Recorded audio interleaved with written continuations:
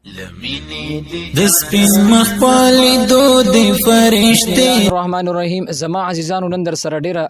اسانه مسله ده، اگر در سره شریکوم خداغي نه وړاندې تاسو خدمت کې گزارش ته چې تاسو دا ویډیو په خپل چې کله وګورئ دا غي نه پس دا بیا شیر هم کې ځکه بل مسلمان ته به دا ورورسي. هغه مسله دا د محترمو اکثر خلک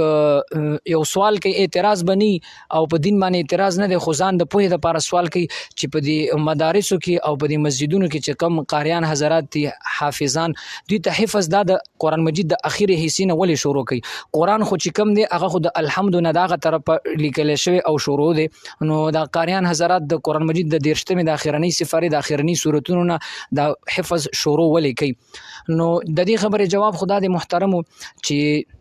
د اخره طرف نه شروع کول دا د اسانتیا په بنیاد باندې دي. مونږ تم پته را چې د دې طرف قرآن شروع کیږي، خو که یو سړی قرآن مجید یادول غواړي او اخرنی سورتونه هغه طرف ته سورتونه مختصر هم دي، نو که یو سړی حافظ نشي نو کم از کم د مونږ لپاره به ورته سورتونه ډیر یاد شي او هغه اسان هم دي. نو د اسانۍ په بنیاد باندې د اصل مقصود د قرآن مجید حفظ کول یادول وي په طالب العلم باندې، نو هغه د اول طرف یا د اخر د طرف، خو لہذا د اسانتیا په بنیاد باندې چې طالب العلم ته او خلکو ته اسانتیا وي، نو دا غي د وجه نه د هغه طرف په الټه طرف حفظ شروع کیږي. نور پکې هیڅ قسمه ګناه نشته دي، صرف په یو حرف باندې الله تعالی لس نیکی ورکوي، نو هغه د اخره طرف وي یا د اول طرف وي، نو لہذا دا خبره کول چې د اخره طرف دا ناجیز او دا مناسب نه ده، نه محترم بالکل مناسب ده، د اسانتیا په بنیاد باندې هغه